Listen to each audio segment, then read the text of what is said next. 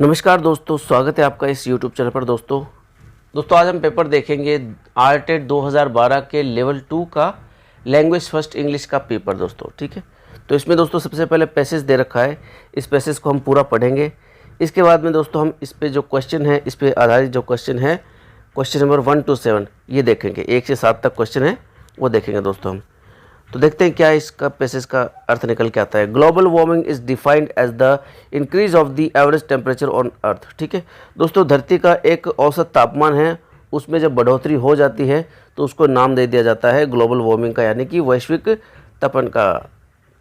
This increase in the earth's temperature is the cause of natural disasters which are becoming increasingly frequent all over the world. ठीक है, तो इस प्रकार से धरती के तापमान बढ़ने से क्या होता है, प्राकृतिक आपदाएं आती हैं, और जो प्राकृतिक आपदाएं हैं ये पूरे विश्व में लगातार बढ़ रही हैं, ऐसी घटनाएं बढ़ती जा रही हैं। ये कह रहा है carbon dioxide produced by the use of chemicals and the burning of fuels is the main cause of global warming. ये कह रहा है कार्बन डाइऑक्साइड जो कि किससे पैदा होती है, केमिकल से, रसायनों से, और ईंधन के दोहन से, बर्निंग ऑफ फ्यूल्स यानी ईंधन के दोहन से। तो ये जो कार्बन डाइऑक्साइड है ये किसका मुख्य कारण है, ग्लोबल वार्मिंग का। ग्लोबल वार्मिंग किसके कारण से होती है, ग्लोबल वार्मिंग का मुख्य कारण क्या है, carbon dioxide. High levels of carbon dioxide trap heat in the atmosphere. और कार्बन डाइऑक्साइड के ज़्यादा इस्तेमाल से क्या होता है कि वातावरण में गर्मी बढ़ती है। This can have serious consequences for the climate of a reason.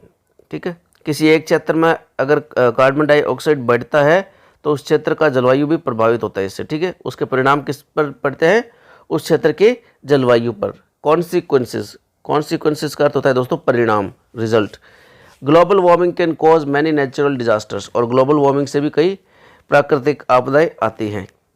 Prolonged यानी जो काफ़ी समय तक रहे। ठीक है, वाइड स्प्रेड यानी चारों तरफ। ठीक है, तो चारों तरफ फैलने वाला और काफ़ी समय तक रहने वाला अकाल पड़ता है, ड्रॉट्स यानी अकाल। और फ्लड्स यानी कई बार बाढ़ आती है। कई बार तो क्या आता है, अकाल पड़ता है जो काफ़ी लंबे समय तक रहता है, और कई बार क्या आता है, बाढ़ आ जाती है। ठीक है, जो पूरे एरिया को प्रभावित करती है। वेरी सीवियर, सीवियर यानी खतरनाक या कठोर। बड़े ही भयानक तूफान आते हैं, स्टॉर्म्स यानी तूफान। And melting of glaciers, melting यानी पिघलना।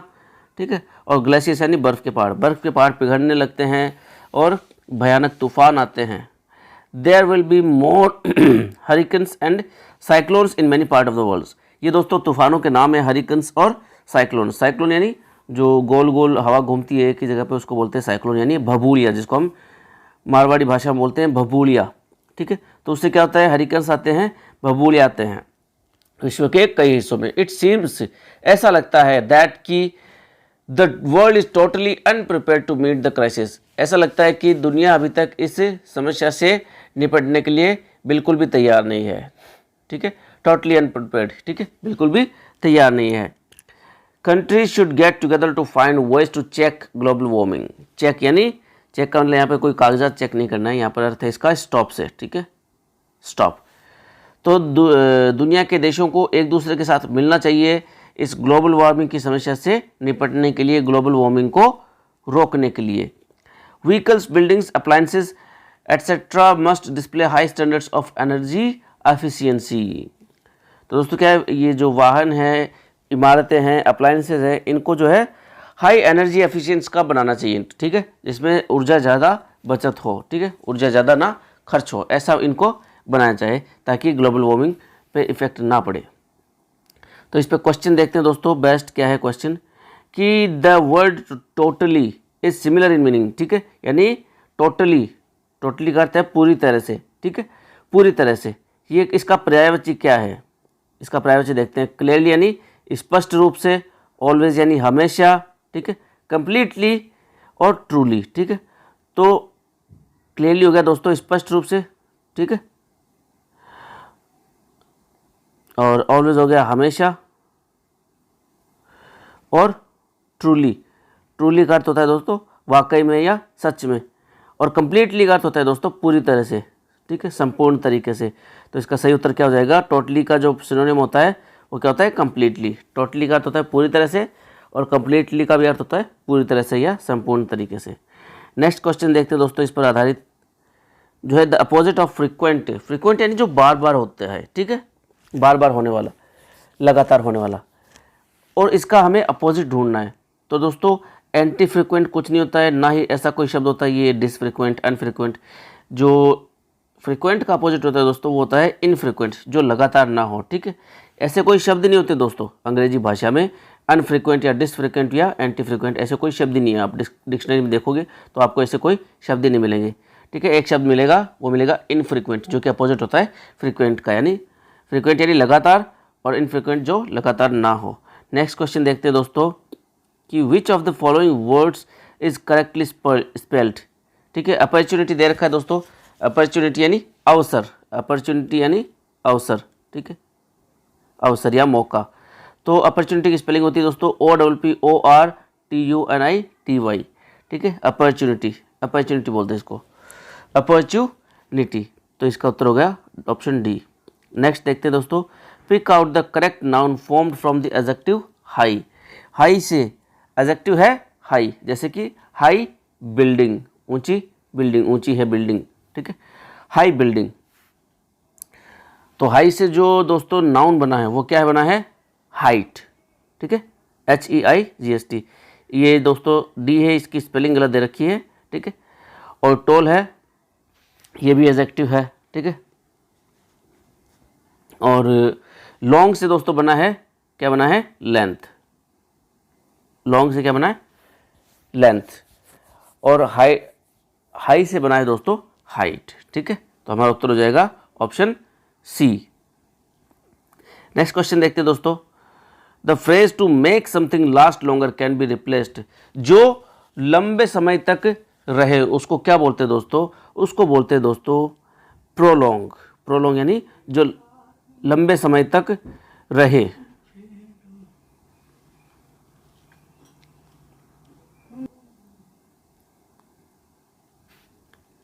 तो नेक्स्ट क्वेश्चन देखते हैं दोस्तों, the phrase to make something last longer can be replaced with, ठीक है, जो लंबे समय तक रहे, इसका अर्थ कौन सा है, ठीक है। चार ऑप्शन दे रखे हैं, प्रोवाइड, प्रोलॉन्ग, लॉन्गिंग और बिलोंग। बिलोंग का अर्थ होता है दोस्तों संबंध रखना, ठीक है, संबंध रखना, संबंध होना किसी चीज़ का, ठीक है। जैसे कि ये बैग तुमसे संबंधित है, these bags belong to you, ठीक है, this child belongs to you, ठीक है, ये बच्चा तुमसे संबंध रखता है या ये बच्चा तुम्हारा है, ठीक है।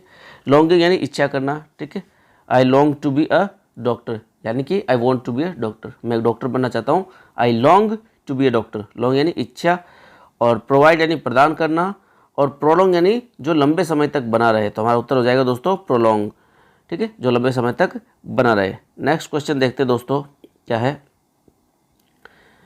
Which one of the following is opposite in meaning to the word global. यानी ग्लोबल यानी वैश्विक का ऑपोजिट क्या है, वैश्विक का उल्टा क्या है, ठीक है। यूनिवर्सल का अर्थ होता है दोस्तों विश्वव्यापी या सार्वभौमिक, जो पूरी दुनिया में मौजूद हो उसको बोलते हैं यूनिवर्सल, जिसको पूरी दुनिया में माना जाता हो, यूनिवर्सल। जैसे कि यूनिवर्सल रूल, ये ऐसा रूल है जो पूरी दुनिया में माना जाता है। जैसे कि सूरज जो है छिप जाता है, ठीक है, दिन में 24 घंटे होते हैं, ये पूरी दुनिया में माना जाता है ये, ठीक है। और लोकल, लोकल यानी स्थानीय दोस्तों, ये हमारा सही उत्तर है लोकल, ठीक है। ग्लोबल का अर्थ होता है वैश्विक और लोकल यानी स्थानीय। अर्बन का अर्थ होता है शहरी और रूरल का अर्थ होता है ग्रामीण, ठीक है। तो हमारा सही उत्तर हो जाएगा ऑप्शन बी। नेक्स्ट क्वेश्चन देखते हैं दोस्तों, और इस पैराग्राफ का ये लास्ट क्वेश्चन है कि pick out the correct verb formed from the adjective natural. जो नेचुरल से बना है, नेचुरल क्या है, एडजेक्टिव है, ठीक है। नेचुरल क्या है, एडजेक्टिव है, और नेचुरल से जो बना है वो हमें ढूंढना है, वर्ब ढूंढनी है। नेचुरल से जो वर्ब फॉर्म होती है वो ढूंढनी है। मैंने आपको एक बार पहले बताया था दोस्तों कि किसी शब्द के लास्ट में, ठीक है, यानी कि सफिक्स के तौर पे अगर ISE आ जाए या IZE आ जाए, ठीक है, तो वो दोनों क्या फॉर्म करते हैं, वो फॉर्म करते हैं वर्ब। वो क्या बनाते हैं, वर्ब। जो भी शब्द है, ठीक है, अगर उसमें आप ISE लगा हुआ देखते हैं तो वो, या IZE लगा हुआ देखते हैं तो वो क्या होती है, वर्ब होती है दोस्तों, ठीक है। नेचुरल, नेचुरल मेडिसिन, प्राकृतिक मेडिसिन। नेचुरल तो क्या है दोस्तों, एडजेक्टिव है, ठीक है। नेचुरल क्या है, एडजेक्टिव है। नेचुरल, नेचुरल मेडिसिन, प्राकृतिक दवाई, ठीक है, प्राकृतिक वनस्पति, नेचुरल वेजिटेशन, ठीक है, या वेजिटेबल। तो देखते हैं इसमें क्या है दोस्तों। तो उत्तर तो आपको एकदम साफ दिखाई दे रहा है दोस्तों, ऑप्शन सी नेचुरलाइज, प्राकृतिक बनाना, ठीक है, नेचुरलाइज, ठीक है, IZ भी हो सकता है, IZE भी हो सकता है और ISE भी होता है, ठीक है। नेचुरलाइज का अर्थ होता है दोस्तों किसी को नागरिक बनाना, ठीक है, मतलब आप उस देश के हो नहीं लेकिन आपको वहाँ की सरकार वहाँ का नागरिक बनाती है, तो वो क्या करती है, आपको नेचुरलाइज बनाती है, वहाँ का सिटीजन बनाती है, ठीक है। जैसे कि आप रहने वाले भारत के, आपको अमेरिका के अगर नागरिकता दी जाए, नागरिक बनाया जाए वहाँ का, तो वो क्या होगा, आपका नागरिकीकरण होगा, वो आपका नेचुरलाइज करेंगे, ठीक है। जैसे कि he was naturalized as a British citizen in 1940, उसको 1940 में ब्रिटिश नागरिकता दे दी गई।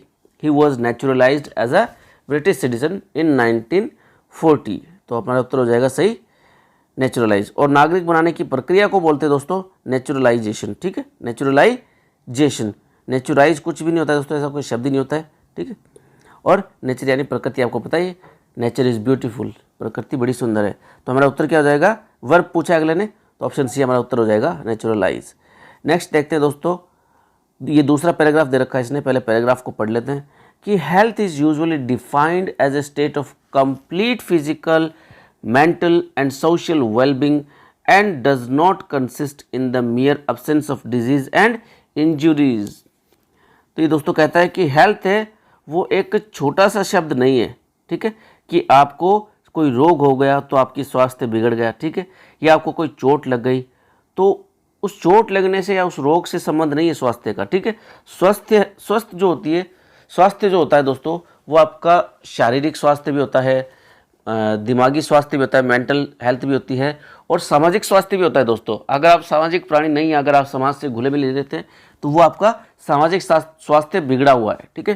तो ये कहता है इन तीनों चीज़ों को मिला के, फिजिकल, मेंटल और सोशल, इन तीनों हेल्थ को मिलाकर के बनती है हेल्थ, ठीक है। हेल्थ सिर्फ रोगों से संबंधित नहीं है, ना किसी प्रकार की चोट से संबंधित है।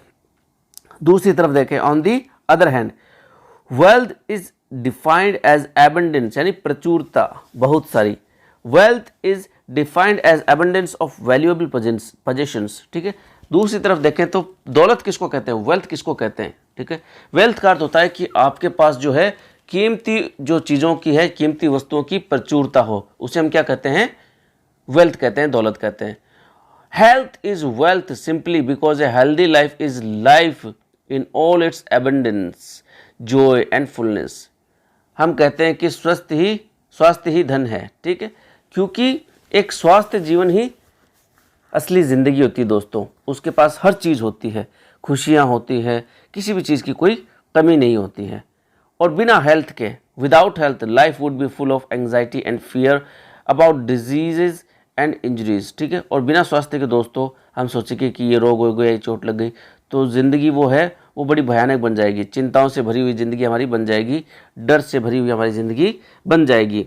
With health on our side, अगर हमारे पास अच्छा स्वास्थ्य है, life automatically seems to be full of happiness and laughter, तो ज़िंदगी अपने आप हमें कैसी नज़र आती है, खुशियों से भरी हुई, ठीक है, हंसी खुशी से भरी हुई। The best thing is to concentrate on being healthy and to avoid unhealthy activities. तो सबसे बढ़िया चीज़ क्या है कि हम स्वास्थ्य पर ध्यान दें, स्वस्थ बने रहने पर ध्यान दें, ठीक है। और जो अस्वास्थ्य की, गैर स्वास्थ्य की जो गतिविधियाँ हैं जो हमारे स्वास्थ्य को बिगाड़ें, उसे बोलते हैं अनहेल्दी एक्टिविटीज़, उससे हम बचें।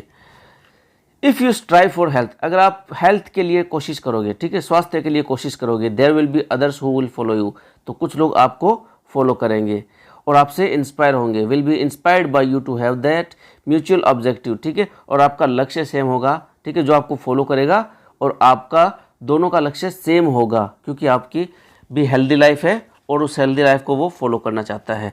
और इस तरह से you can have many more acquaintances and friends, and with more friends obviously your life would be happier and healthier. बहुत अच्छी बात कही दोस्तों कि अगर आप हेल्दी रहोगे, ठीक है, तो इस प्रकार से क्या होगा कि आपकी जानकारी बढ़ेगी, आपके दोस्त बनेंगे और ज़्यादा दोस्त होंगे दोस्तों तो आपके पास खुशियाँ भी ज़्यादा आएंगी, ठीक है, आपका स्वास्थ्य और ज़्यादा बढ़ेगा।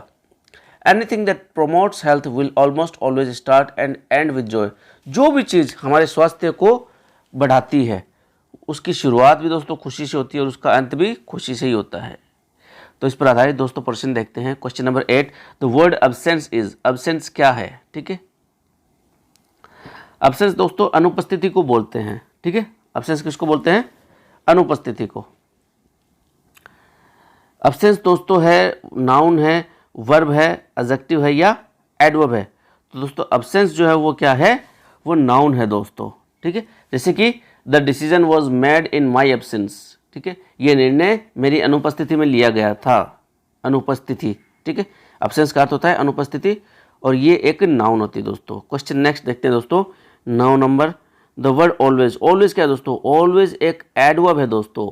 ठीक है, ये क्रिया विशेषण है और ये कौन सी एडवर्ब है? ये टाइम एडवर्ब है, ये समय का आपको पता लगाती है। ठीक है, always, he is always late, वह हमेशा लेट करता है। ठीक है वह हमेशा झूठ बोलता है। ही ऑलवेज टेल्स ए लाई, वह हमेशा झूठ बोलता है। तो ये क्या है? विशेषण है दोस्तों। ये झूठ बोलने का वक्त बता रहा है, कब झूठ बोलता है? हमेशा ही बोलता है। ठीक है, तो क्रिया की विशेषता बताने वाला शब्द क्या हो गया? ऑलवेज। एक वर्ब हो गया, एडवर्ब हो गया, टाइम एडवर्ब हो गया। तो नेक्स्ट क्वेश्चन देखते हैं दोस्तों 10 नंबर कि in the second sentence of the first paragraph the verb phrase is defined is in. ठीक है, ये कह रहा है कि फर्स्ट पैराग्राफ का सेकंड सेंटेंस, तो इसका सेकंड सेंटेंस है दोस्तों ये वाला, on the other hand wealth is defined. ठीक है, वेल्थ इज डिफाइंड, वेल्थ को डिफाइन किया गया। तो ये कह रहा है इसमें टेंस कौन सा है? तो दोस्तों पहले मैं आपको बात बता दूं कि इसको पैसिव फॉर्म में लिखा गया कि वेल्थ इज डिफाइंड। ठीक है, इसको पैसिव फॉर्म में लिखा गया। इसका एक्टिव क्या होता कि वी डिफाइन हेल्थ, वी या दे, कोई भी मान लो, वी या दे define health, they define health, they define health। ठीक है, तो ये क्या हो गई? वर्ब की फर्स्ट फॉर्म हो गई, सब्जेक्ट, वर्ब की फर्स्ट फॉर्म, ऑब्जेक्ट। तो सब्जेक्ट वर्ब की फर्स्ट फॉर्म प्लस ऑब्जेक्ट, किसका सूत्र है दोस्तों? ये सूत्र है सिंपल प्रेजेंट टेंस का। ये किसका सूत्र है दोस्तों? सिंपल प्रेजेंट टेंस का। तो ये कौन सा टेंस हो गया? Simple present tense. ठीक है, एक्टिव को अगर आप पैसिव बनाएंगे दोस्तों तो टेंस वही रहेगा। ठीक है, मान लो आप प्रेजेंट कंटिन्यूअस का बनाते हो। ठीक है, प्रेजेंट कंटिन्यूअस का कोई टेंस है कि I am reading a book. ठीक है, तो उसको आप पैसिव बना देंगे, a book is being read by me. ठीक है, तो उसमें थर्ड फॉर्म लग गई, जो भी लग गया। ठीक है, आईएनजी का स्थान चेंज हो गया, सब्जेक्ट ऑब्जेक्ट का स्थान चेंज हो गया। तो आप सोचोगे कि टेंस कौन सा है? टेंस ये वही रहता है, प्रेजेंट कंटिन्यूअस। अगर पहले एक्टिव में अगर ये प्रेजेंट कंटिन्यूअस था तो पैसिव में भी ये क्या कहलाएगा? Present continuous. ठीक है दोस्तों, तो इसका सही उत्तर हो जाएगा option B, simple present tense. Next है क्वेश्चन दोस्तों 11 नंबर, एक second. In the third sentence of the last paragraph the verb phrase is in. ये कह रहा है लास्ट पैराग्राफ का तीसरा वाक्य। तो पहले तो लास्ट पैराग्राफ का तीसरा वाक्य देखते हैं और उसका टेंस देखते हैं। लास्ट पैराग्राफ ये हो गया दोस्तों, और इसका तीसरा वाक्य है, ये देखते हैं, in this way you can have many more acquaintances, you can have. ठीक है दोस्तों, मॉडल है कैन। ठीक है, लेकिन इसका टेंस कौन सा है? ये कौन से वक्त की बात कर रहा है, कौन से काल की? ये प्रेजेंट टेंस की बात कर रहा है दोस्तों। ठीक है, ये किसकी बात कर रहा है? प्रेजेंट टेंस की। मॉडल तो है कैन, और कैन किस फॉर्म में है? प्रेजेंट फॉर्म में दोस्तों। कैन का पास्ट फॉर्म क्या होता है? कुड होता है। कुड तो नहीं दे रखा है, कैन दे रखा है, तो ये कौन सा टेंस है? प्रेजेंट टेंस है। तो देखते हैं ऑप्शन में क्या है। प्रेजेंट परफेक्ट नहीं है दोस्तों। ठीक है, इसमें हैव दे रखा है, यू कैन हैव। ठीक है, लेकिन ये यहाँ पे परफेक्टनेस को नहीं दिखा रहा है। हैव यहाँ पे परफेक्टिव एस्पेक्ट को नहीं दिखा रहा है। आप सोच रहे हैं कि ये परफेक्टिव एस्पेक्ट को दिखा रहा है। हैव यहाँ पर दोस्तों पोजीशन को दिखा रहा है। यू कैन हैव मनी, आपके पास पैसे हो सकते हैं। यू कैन हैव बाइक, आपके पास बाइक हो सकती है। यू कैन हैव हाउस, आपके पास घर हो सकता है। ठीक है, यू कैन हैव फ्रेंड्स, आपके पास फ्रेंड्स हो सकते हैं। ठीक है, यानी आप दोस्त रख सकते हो, आप बाइक रख सकते हो, आप एक मोबाइल रख सकते हो। You can have mobile. तो यहाँ पर परफेक्ट की बात नहीं है। परफेक्ट का अर्थ होता है दोस्तों कि वो क्रिया पूर्ण हो चुकी है, वो काम पूर्ण हो चुका है। ठीक है, यहाँ पे काम पूर्ण नहीं हुआ है, तो यहाँ पर परफेक्ट की तो कोई बात ही नहीं है। नेक्स्ट देखते हैं कि प्रेजेंट परफेक्ट तो है नहीं इसमें। अरे यार, ये बार बार क्या हो जाता है, इसमें प्रेजेंट परफेक्ट नहीं है दोस्तों, ठीक है, पास्ट तो है ही नहीं क्योंकि कैन है वो प्रेजेंट फॉर्म में, ठीक है। प्रेजेंट कंटिन्यूस भी नहीं है, कंटिन्यूस कब होता है जब आईएनजी होती। और ये क्या है दोस्तों, ये है सिंपल प्रेजेंट टेंस है। ये कौन सा है, सिंपल प्रेजेंट टेंस है। सिंपल प्रेजेंट क्यों है, क्योंकि मॉडल है और मॉडल को हम किस में काउंट करते हैं, सिंपल प्रेजेंट में काउंट करते हैं, ठीक है। और मॉडल का अगर पास्ट फॉर्म होता है तो उसको सिंपल पास्ट में, ठीक है। Which one of the following can have the determiner n? ये कह रहा है कि किस शब्द के साथ डिटर्मिनर n लग सकता है, ए एन, दी में से जो n होता है n वो लग सकता है, ठीक है। तो n आपको पता है दोस्तों किसके साथ लगता है, जो स्वर होते हैं ए से लेकर के औ तक, ठीक है। हिंदी में बता रहा हूँ मैं आपको, ए से लेकर के औ तक, ए आ ई उ ए ऐ ओ औ, ये जो स्वर है इनके साथ ही, इनसे अगर कोई शब्द शुरू हुआ तो उसके साथ क्या लगेगा, n, ठीक है। हेल्दी, सबसे पहले क्या गया, हेल्दी, तो हेल्दी में क्या रहा है आ रहा है, तो इसके साथ तो नहीं लगेगा। शर्त क्या है, ए आना चाहिए, ए से लेके औ तक कोई भी आए। स्ट्रॉन्ग में क्या रहा है, स आ रहा है दोस्तों, ठीक है, तो ये भी नहीं लगेगा। फिर क्या रहा है, एक्टिविटी, एक्टिविटी में क्या रहा है, ए आ रहा है दोस्तों, तो इसके साथ क्या लग सकता है, एन लग सकता है, ठीक है। और इंजुरीज, इंजुरीज में भी लग सकता था लेकिन नहीं लगेगा, क्यों, क्योंकि ये प्लूरल हो गया। और ए और एन किसके साथ लगते हैं, जब सिंगुलर हो, एक वचन हो, लेकिन इसमें एस लगा रखा है तो ये बहुवचन हो गया। अगर ये होता है इंजुरी, INJURY, ठीक है, अगर सिंगुलर होता है तो इसके साथ एन लग जाता, लेकिन ये प्लूरल है दोस्तों, और ये क्या है, ये सिंगुलर है, इसके साथ एन लग जाएगा, तो उत्तर क्या आ जाएगा हमारा, एन एक्टिविटी, एक गतिविधि। तो उत्तर, सही उत्तर क्या आ जाएगा हमारा दोस्तों, ऑप्शन सी। नेक्स्ट देखते हैं question number 13, the adjective full is in superlative degree. Adjective full जो है, ठीक है, उसकी सुपरलेटिव डिग्री क्या होती है दोस्तों, ठीक है। तो फुल है दोस्तों, वो एक एडजेक्टिव होता है, उसका जो पॉजिटिव डिग्री होती है वो फुल होती है, ठीक है। और कंपैरेटिव होती है वो फुलर होती है, और सुपरलेटिव होती है उसमें क्या लगता है, EST, आपको पता है ये जनरली क्या लगता है, EST और ER कंपैरेटिव के लिए और EST सुपरलेटिव के लिए, तो इसके साथ क्या लग जाएगा, फुलेस्ट, ऑप्शन सी हो जाएगा। अगले ने पूछी सुपरलेटिव, अगर कंपैरेटिव पूछता तो फुलर होती, लेकिन सुपरलेटिव पूछे तो क्या हो गया, फुलेस्ट हो गया, क्योंकि सुपरलेटिव के साथ हम लगाते हैं जनरली, हमें पता है, जैसे कि rich richer, richest, poor poorer, poorest, ठीक है। नेक्स्ट क्वेश्चन देखते हैं दोस्तों कि पैसिव फॉर्म बनाना हमें, कि global warming can cause many natural disasters. मैंने आपको बता रखा है, सबसे पहले सब्जेक्ट पहचानना है, तो सब्जेक्ट क्या है, ग्लोबल वार्मिंग, ये क्या है, सब्जेक्ट है, ठीक है। कैन कॉज, ये क्या है, वर्ब है, और ऑब्जेक्ट क्या है, ये पूरा ऑब्जेक्ट है दोस्तों, मैनी नेचुरल डिजास्टर, कई प्राकृतिक आपदाएं, ये क्या है, ऑब्जेक्ट है। तो अब इसमें ये देखते हैं दोस्तों कि किसमें ऑब्जेक्ट नहीं दे रखा है, तो हम क्या करते हैं, ऑब्जेक्ट को सब्जेक्ट की जगह, ठीक है, और सब्जेक्ट को ऑब्जेक्ट की जगह रखते हैं। तो ऑब्जेक्ट क्या है हमारा, मैनी नेचुरल डिजास्टर्स, ठीक है। तो ऐसा ऑप्शन देखते हैं जिसमें मैनी नेचुरल डिजास्टर्स नहीं दे रखा है, ठीक है। तो चार ऑप्शन में दोस्तों दे रखा है मैनी नेचुरल डिजास्टर्स, ठीक है, चार ऑप्शन देख लो आप, सब में मैनी नेचुरल डिजास्टर्स दे रखा है, तो यहाँ तक तो क्वेश्चन सही है। फिर क्या होता है दोस्तों, वर्ब होती है, ठीक है।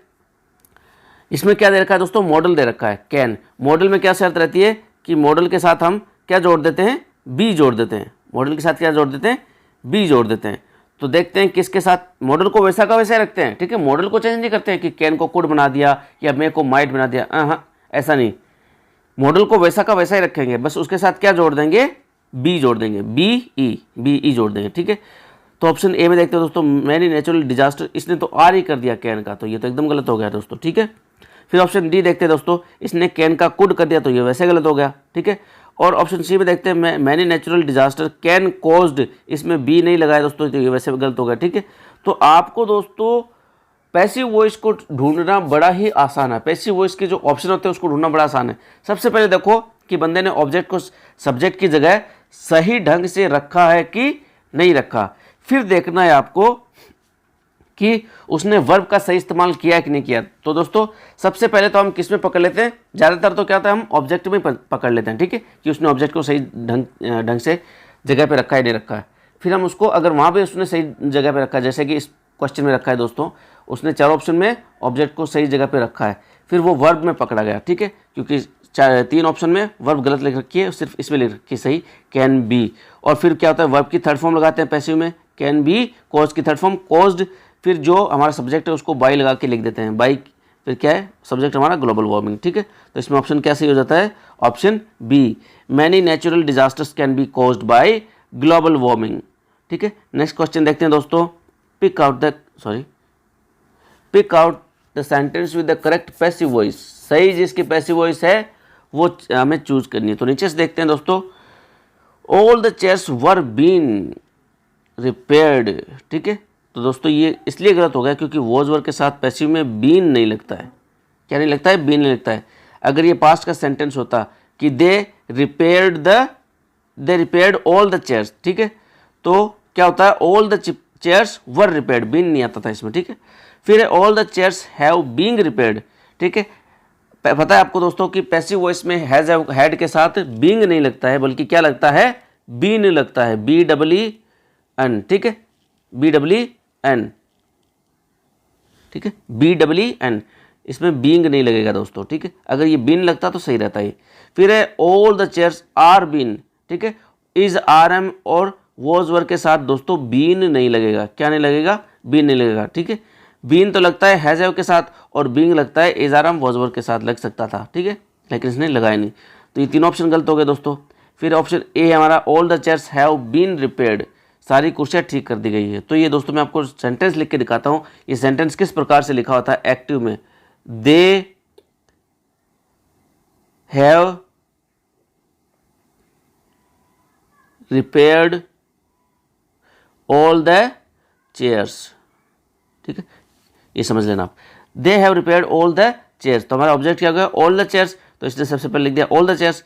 फिर हमारा वर्ब क्या है, हैव, उसको वैसा का वैसा लिख दिया, ठीक है, क्योंकि ऑल द चेयर्स बहुवचन है, बहुवचन लिखा होता है ऑल द चेयर्स, ठीक है। अगर ये सिंगुलर होता चेयर तो इसमें हैज आता है, लेकिन उसने लिख रखा ऑल द चेयर्स, ऑल भी लगा रखा है और चेयर के लास्ट में भी एस लगा रखा है, तो इससे ये बहुवचन बन जाता है। तो बहुवचन बनने के कारण क्या हो गया, इसके साथ हैव आ गया और हैव के साथ क्या आता है, बीन आता है और वर्ब की थर्ड फॉर्म। और दे दोस्तों मैंने आपको पहले ही बताया था, दे, वी, पीपल, समबडी, एनीबडी, ये इस प्रकार के सब्जेक्ट है दोस्तों कि इनको पैसिव में बाई के बाद में लिखा नहीं जाता है, ठीक है, बाई के साथ नहीं लिखा जाता है, इनको लुप्त कर दिया जाता है, इनको हटा दिया जाता है।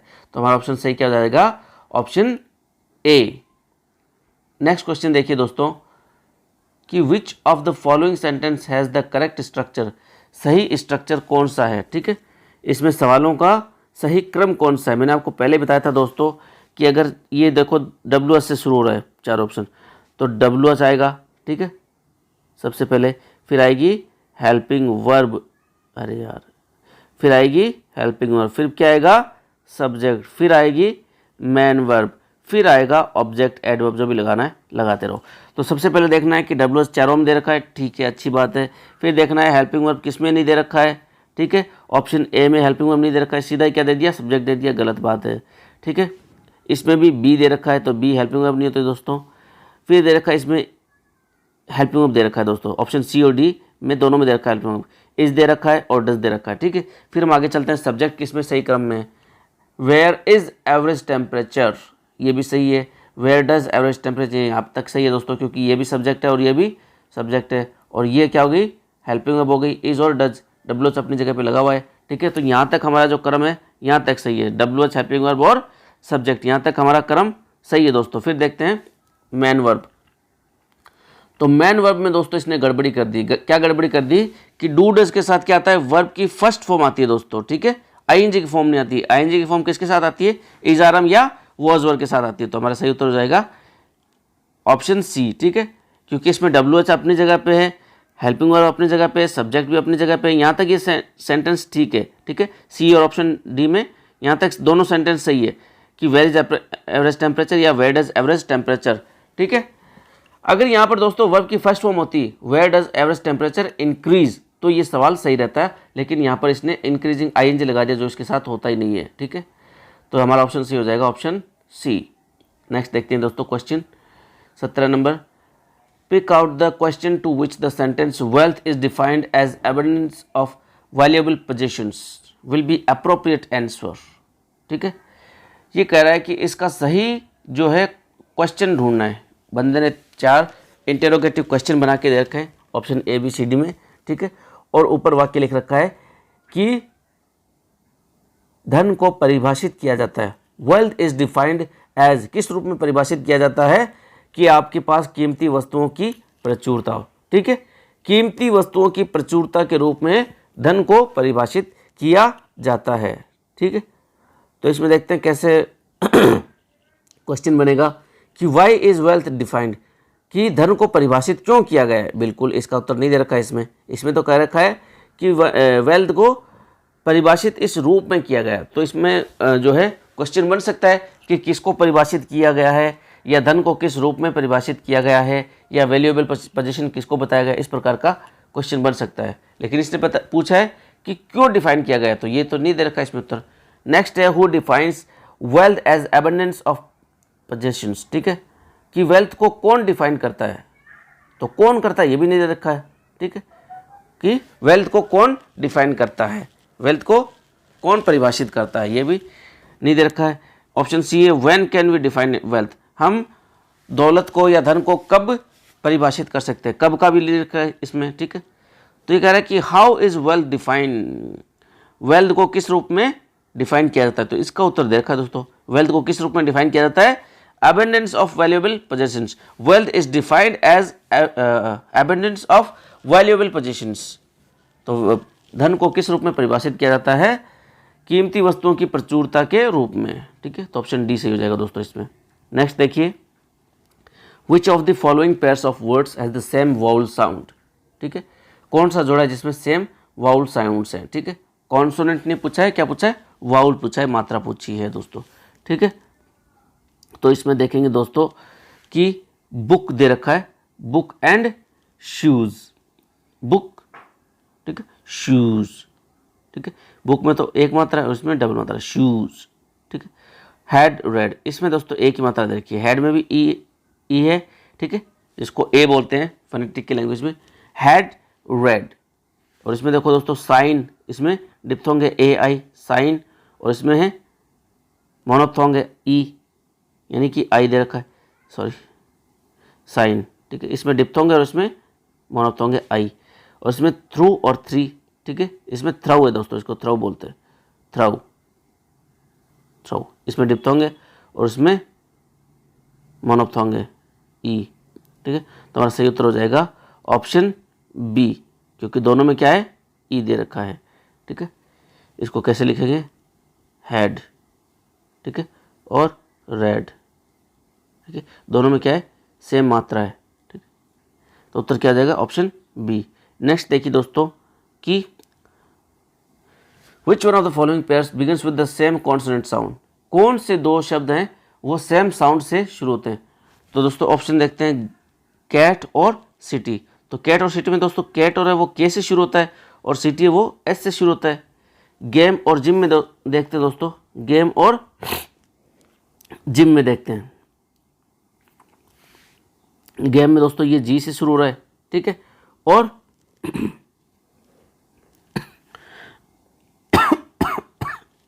सॉरी दोस्तों, और जिम में दोस्तों वो जे से शुरू हो रहा है, ठीक है, इसको इस प्रकार से लिखते हैं। और नाउ एंड नेम, तो दोस्तों ऑप्शन सी है ना, ये दोनों किससे शुरू हो रहे हैं, एन से, नाउ और नेम। इसमें क्या दोस्तों साइलेंट रहता है, आपको वो ये 5th क्लास में बता दिया जाता है, नाउ और नेम। और इसमें देखो दोस्तों ऑप्शन डी में पार्टी, ये किससे शुरू हो रहा है, पार्टी से, और अगला शब्द हो रहा है वो फोटो से शुरू हो रहा है, ठीक है, फोटो से। तो इसमें सही उत्तर क्या हो जाएगा दोस्तों, ऑप्शन सी सही हो जाएगा। नेक्स्ट देखिए दोस्तों, the correct transcription of the word news, news का सही ट्रांसक्रिप्शन क्या है दोस्तों, न्यूज़ का सही ट्रांसक्रिप्शन क्या है। तो न्यूज़ का दोस्तों सही ट्रांसक्रिप्शन ऑप्शन ए ही है, ठीक है, क्योंकि इसको बोलते हैं नूस, इसको क्या बोलते हैं, नूस। तो इसको नूस नहीं बोलते दोस्तों इस शब्द को, ठीक है। और इसको क्या लिखा हुआ है, न्यूज़, आधा ने यूज़, न्यूज़, तो न्यूज़ भी नहीं बोलते, न्यूज़, ठीक है। और इसको बोलते हैं नी ऊस, इसको क्या लिख रखा है, नी ऊस, नी ऊस भी नहीं है दोस्तों, ये नी ऊस भी नहीं है। तो ये क्या है दोस्तों, न्यूज़, ठीक है। लास्ट में क्या है, ज है, और इनमें सब में लास्ट में क्या लगा रखा है दोस्तों, आपने देख रहे हो स लगा रखा है, इसमें भी स है, इसमें भी स है, ठीक है, लेकिन इसमें ज है, न्यूज़। तो ये क्या होगा, ऑप्शन ए से हो गया, न्यूज़। नेक्स्ट क्वेश्चन है दोस्तों हमारा कि the role of English in India is that of, कि भारत में अंग्रेजी की भूमिका किस प्रकार से है, ठीक है, भारत में अंग्रेजी किस प्रकार की भूमिका निभा रही है या निभाती है, ठीक है। द फर्स्ट लैंग्वेज, तो दोस्तों एक सेकेंड, फर्स्ट लैंग्वेज तो नहीं है, ठीक है, फर्स्ट लैंग्वेज क्या हमारी मातृभाषा हिंदी है, ठीक है, और सेकंड लैंग्वेज जरूर है इंग्लिश, ठीक है। मदर टंग भी नहीं है, मदर टंग भी क्या हमारी मातृभाषा हिंदी है दोस्तों, ठीक है। कुछ लोगों की तमिल तेलुगु जो भी है, कुछ भी हो सकती है, अलग अलग लैंग्वेज होती है, मातृभाषा हिंदी नहीं है, ठीक है। मैं मेरी पर्टिकुलरली बात कर रहा हूँ, हमारी मातृभाषा हिंदी है, ठीक है। और फॉरेन लैंग्वेज है, लेकिन इंग्लिश का इंडिया में जो रुतबा है वो है सेकंड लैंग्वेज का, ठीक है। इंडिया में इंग्लिश क्या है, सेकंड लैंग्वेज है, ना कि फर्स्ट लैंग्वेज। तो ऑप्शन क्या हो जाएगा D, second language. Next question देखते हैं दोस्तों कि pick out the pair which falls under the category of expressive और प्रोडक्टिव लैंग्वेज स्किल्स। बहुत अच्छा सवाल है, बहुत ही गजब का सवाल है कि एक्सप्रेसिव और प्रोडक्टिव स्किल, ठीक है। आपको इन चार ऑप्शन में दो दो शब्द दिए गए, दो दो शब्दों का एक जोड़ा है, ठीक है। उनमें से एक जोड़ा छांटना है जो एक्सप्रेसिव है और प्रोडक्टिव स्किल है, ठीक है। यानी एक्सप्रेसिव यानी जिससे हम एक्सप्रेस करते हैं, अभिव्यक्त करते हैं, ठीक है। और या फिर जिसको हम इसका एक दूसरा नाम है एक्सप्रेसिव स्किल का प्रोडक्टिव, जिससे हम कुछ ना कुछ प्रोड्यूस करते हैं, कुछ ना कुछ पैदा करते हैं, कुछ ना कुछ बनाते हैं, समझ रहे हो। तो हम चार स्किल होती है दोस्तों हमारे पास, L, S, R and W. तो दोस्तों एस और डब्लू जो है वो हमारी कहलाती है प्रोडक्टिव स्किल या फिर एक्सप्रेसिव स्किल, समझ रहे हो क्या कहलाती है, प्रोडक्टिव स्किल या एक्सप्रेसिव स्किल। क्यों, क्योंकि हम स्पीकिंग और राइटिंग में कुछ चीज़ें प्रोड्यूस करते हैं या हम अपने विचारों को एक्सप्रेस करते हैं, इसलिए इन दोनों को एक्सप्रेसिव स्किल बोलते हैं, ठीक है। किसको, स्पीकिंग यानी बोलना, राइटिंग यानी लिखना, ठीक है। लिख के हम अपने विचारों को प्रस्तुत करते हैं, व्यक्त करते हैं, और बोलकर भी हम अपने विचारों को प्रस्तुत करते हैं या व्यक्त करते हैं, अभिव्यक्त करते हैं, जो भी कहते हैं हिंदी में, ठीक है। तो ये दोनों क्या है, एस और डब्लू प्रोडक्टिव स्किल है, और एल और आर, ठीक है, यानी लिसनिंग और रीडिंग, ये दोस्तों हैं रिसेप्टिव स्किल बोलते हैं इनको। कौन सी स्किल होती है, रिसेप्टिव, ठीक है। ये लिखा नहीं जा रहा दोस्तों ढंग से, खैर जैसा भी है, रिसेप्टिव स्किल है ये, एल और आर, लिसनिंग और रीडिंग। रिसेप्टिव का मतलब प्राप्त करना, इनसे हम कुछ ना कुछ प्राप्त करते हैं। अगर आप कुछ सुन रहे हो, म्यूजिक सुन रहे हो, या किसी की बातों को सुन रहे हो, या किसी नेता के भाषण को सुन रहे हो, तो आप रिसीव कर रहे हो ना, प्राप्त कर रहे हो, ठीक है। और रीडिंग अगर आप कुछ पढ़ रहे हो, ठीक है, आप अपने रीड का मतलब सिलेबस पढ़ रहे हो, जीके पढ़ रहे हो, हिंदी पढ़ रहे हो, तो आप उसमें कुछ ना कुछ ग्रहण कर रहे हो ना, प्राप्त तो कर रहे हो नॉलेज को, तो वो क्या हो गई आपकी रिसेप्टिव स्किल। तो हमें इसमें पूछा क्या दोस्तों, एक्सप्रेसिव या प्रोडक्टिव स्किल। तो एक्सप्रेसिव और प्रोडक्टिव स्किल मैंने आपको बताया कि स्पीकिंग और राइटिंग है, तो हमें इसमें ऑप्शन में ढूंढना है स्पीकिंग और राइटिंग। तो दोस्तों ये दे रखा है ऑप्शन डी में स्पीकिंग एंड राइटिंग, तो हमारा सही उत्तर हो जाता है दोस्तों option D, speaking and writing. Next question देखते हैं दोस्तों कि इन द बिलिंगुअल मेथड में क्या रहता है दोस्तों, वो चीज़ हमें देखनी है कि बिलिंगुअल मेथड क्या होता है।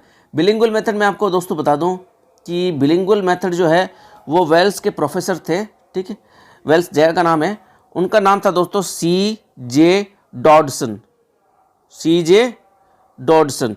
तो उन्होंने दोस्तों इस मेथड को इन्वेंट किया था, बिलिंगुअल मेथड को।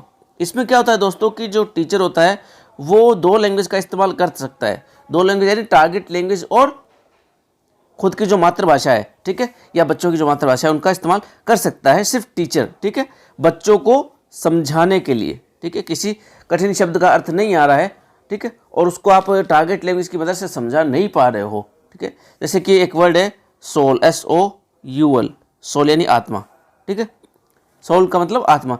तो अगर आत्मा जो ये शब्द, इसको आप टारगेट लैंग्वेज में समझा नहीं पा रहे हो, तो आप इसको सीधा बता सकते हो कि इसको क्या बोलते हैं, सोल मतलब आत्मा, समझ रहे हो। तो ये होता है हमारा दोस्तों बिलिंगुअल मेथड। अब इसमें ऑप्शन में देखते हैं कि कौन सा ऑप्शन सही बैठता है दोस्तों, कि students are given complete freedom to use mother tongue. नहीं, बिल्कुल नहीं, स्टूडेंट्स को इजाज़त नहीं है मदर टंग यूज़ करने की।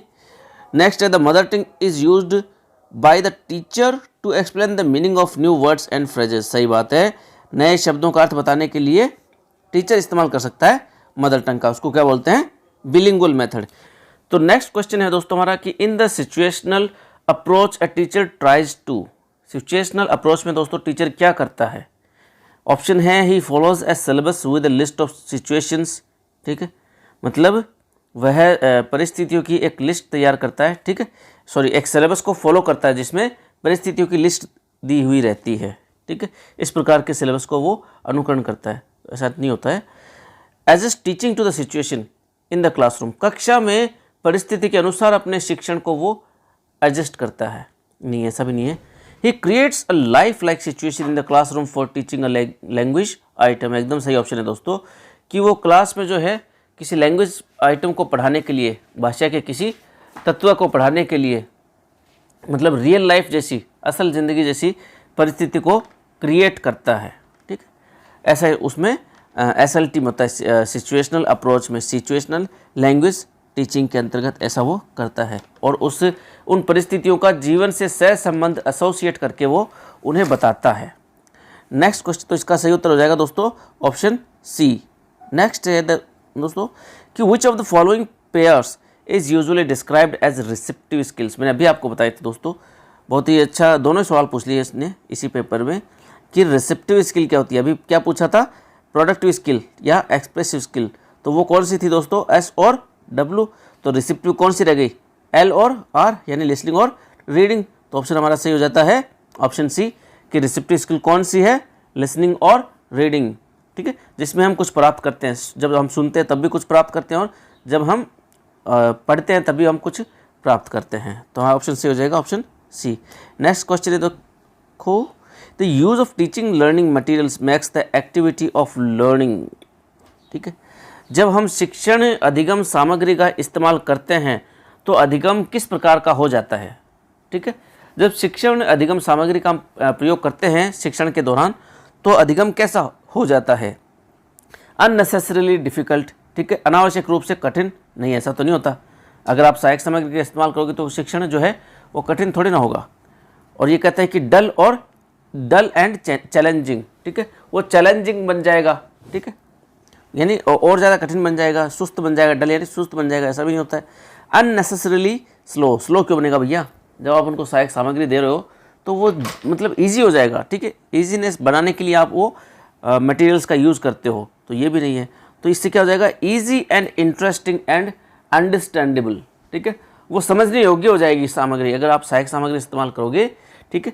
मान लो आप विज्ञान पढ़ा रहे हो, ठीक है, तो आप उसमें कुछ प्रैक्टिकल करके दिखा दोगे, ठीक है, सहायक सामग्री ले जाओगे, तो उससे क्या होगा, वो लर्निंग ईजी हो जाएगी, आसान हो जाएगा पढ़ना, उस पर्टिकुलर टॉपिक को सीखना जो है आसान हो जाएगा, ठीक है, और रोचक बन जाएगा, इंटरेस्टिंग। नेक्स्ट क्वेश्चन है दोस्तों, तो इसका उत्तर हो गया ऑप्शन डी। नेक्स्ट है language learning is like learning, language सीखना वो एक स्किल है, ठीक है, किस प्रकार की स्किल है, स्किल लाइक साइकिलिंग, सही बात है, स्किल लाइक साइकिलिंग। नेक्स्ट है एक सब्जेक्ट लाइक फिजिक्स, नहीं, फिजिक्स जैसा सब्जेक्ट थोड़ी ना है language. A collection of facts as an history, history के जैसे फैक्ट्स थोड़ी होते उसमें, गलत है। Abstract concept as an philosophy, दर्शन शास्त्र की तरह अब्स्ट्रैक्ट कंसेप्ट भी नहीं होते उसमें, तो ये भी गलत है। तो उत्तर क्या हो गया, स्किल लाइक साइकिलिंग। तो लैंग्वेज क्या है, एक कौशल है, जैसा कि कौशल हमारा होता है साइकिल चलाना, वैसा ही हमारा कौशल क्या हो सकता है, लैंग्वेज लर्निंग। नेक्स्ट ऑप्शन है इवैल्यूएशन इन टीचिंग इज, ठीक है, इन एजुकेशन इज। तो शिक्षा में मूल्यांकन क्या होता है, कंटिन्यूअस होता है लेकिन क्यूम्युलेटिव नहीं, ठीक है, संचय नहीं होता है, संचय होता है लेकिन लगातार नहीं रहता है। ये कह रहा है कि ना तो संचय होता है ना ही कंटिन्यूस रहता है, लगातार रहता है। और ऑप्शन डी कह रहा है कि वो लगातार भी चलता रहता है और संचय भी होता है। तो हमारा ऑप्शन डी सही होता है दोस्तों कि वो क्यूम्युलेटिव भी होता है, ठीक है, उसमें हर चीज़ का इवैल्यूएशन किया जाता है, बच्चे ने क्या सीखा है, टीचिंग मेथड्स का भी इवैल्यूएशन हो सकता है उसके अंदर कि जो टीचिंग मेथड टीचर ने यूज़ किए हैं वो सही से काम कर रहे हैं या नहीं कर रहे हैं, ठीक है। और कंटिन्यूस चलता रहता है, एक लेसन ख़त्म होने पर भी वो हो जाता है और लेसन के बीच में भी हो सकता है, ठीक है, तो उसे बोलते हैं कंटिन्यूस और क्यूम्युलेटिव, ठीक है। तो ऑप्शन डी सही हो गया। नेक्स्ट है कि one of the requirements of a good language proficiency test it must be, एक अच्छे भाषाई दक्षता टेक्स्ट की खासियत क्या है दोस्तों, क्या होना चाहिए, ठीक है, वो जटिल होना चाहिए, जटिल होगा तो फिर कैसे करेगा, वो रिलायबल होना चाहिए, सही बात है, वो एम्बिग्यूअस होना चाहिए, बहुअर्थी होना चाहिए, नहीं, बिल्कुल नहीं, वो इंजॉयबल, मज़े लेने वाला होना चाहिए, मज़े लेके क्या करेगा, ठीक है। तो हमारा ऑप्शन हो गया कि वो रिलायबल होना चाहिए, विश्वसनीय होना चाहिए, ठीक है। Attainment test aims to measure, ठीक है। अटेनमेंट टेस्ट के अंतर्गत क्या किस चीज़ का मूल्यांकन किया जाता है। अटेनमेंट टेस्ट होता है दोस्तों, अटेन का अर्थ होता है प्राप्त करना, ठीक है, कि एक बच्चे ने क्या प्राप्त किया है, क्या सीखा है, ठीक है, उस चीज़ का टेस्ट लेना, उसको बोलते हैं अटेनमेंट टेस्ट। तो ऑप्शन देखते हैं दोस्तों, how much a learner has learned of what he has been taught, कि एक बच्चे ने क्या सीखा है, उसको क्या पढ़ाया गया है, उस चीज़ का टेस्ट लेना। तो सही लग रहा है ऑप्शन। तो फिर नेक्स्ट है, how much a learner needs to learn to pass an exam, ठीक, एक बच्चे को पास होने के लिए कितना सीखने की ज़रूरत है, तो ये तो गलत है। द स्पीकिंग एबिलिटी, बच्चे की स्पीकिंग एबिलिटी को जांचा जाता है, गलत है। Teaching ability of a teacher, teacher की टीचिंग एबिलिटी को जांचा जाता है, ठीक है, उसके पढ़ाने की योग्यता को जांचा जाता है, गलत है। तो हमारा ऑप्शन सही क्या निकल के आता है, ऑप्शन ए, ठीक है। तो दोस्तों ये हमारा पेपर था आरटेट 2012, आरटेट 2012 का लेवल 2 का लैंग्वेज सेकंड, और लैंग्वेज सेकंड कौन सी, इंग्लिश का पेपर हमने सॉल्व किया दोस्तों। लैंग्वेज फर्स्ट का है, सॉरी, ये language first, level 2 language first का पेपर है दोस्तों 2012 का। तो आई होप कि आपको कुछ जानकारी मिली होगी, कुछ नॉलेज मिला होगा। एंड दोस्तों चैनल को अगर सब्सक्राइब नहीं किया है तो सब्सक्राइब कीजिए, वीडियो को लाइक कीजिए, अपने दोस्तों के साथ, अपने फैमिली एंड फ्रेंड्स के साथ शेयर कीजिए, जो भी रीट की तैयारी कर रहा है उसके साथ शेयर कीजिए। मैं रोज़ाना दोस्तों एक वीडियो, कम से कम एक वीडियो रोज़ाना ज़रूर डालता हूँ, तो आप प्लीज़ देखने की कृपा करें और जुड़े रहें हमारे साथ, आगे भी डालते रहेंगे, अन्य विषय को भी डालेंगे। क्योंकि मैं अंग्रेज़ी का टीचर हूँ तो मैं अंग्रेज़ी के डालता हूँ, मुझे अभी शिक्षक मिल नहीं रहे, मिलते ही मैं आपको अन्य सब्जेक्ट्स के भी डालूंगा दोस्तों। Thank you very much.